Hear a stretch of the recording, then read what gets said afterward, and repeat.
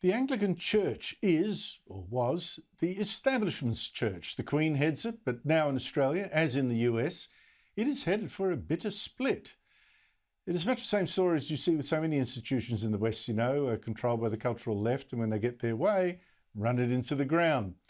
In this case, the most recent brawl happened last week at the Australian Church's big national conference, its General Synod, where the bishops in charge vetoed a statement saying that the church shouldn't recognise gay marriage. Representatives of the laity, just the worshippers, the people who turn up every week, said no to same-sex marriage, 63 to 47. Ordinary priests, the clergy, their representatives said no, 70 to 39. But the bishops at the very top said, tough, we are for gay marriage, 12 votes to 10, and they have the veto vote. And how often do you see this? The big city elites telling the grassroots they just don't understand and they cannot have what they want.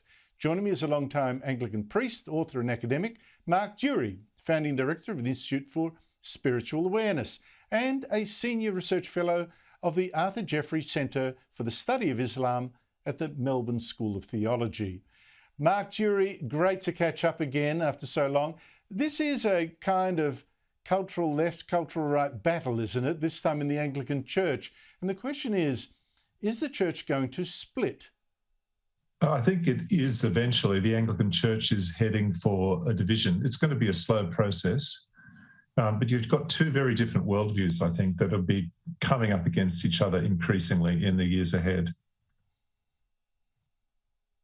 Well, we've seen the rise of the left in the Anglican Church and also the Uniting Church particularly. But what is remarkable, Mark, it seems to me that the more left-wing a priest or a church gets, the smaller their congregation gets too. Is that what you're seeing in the Anglican Church?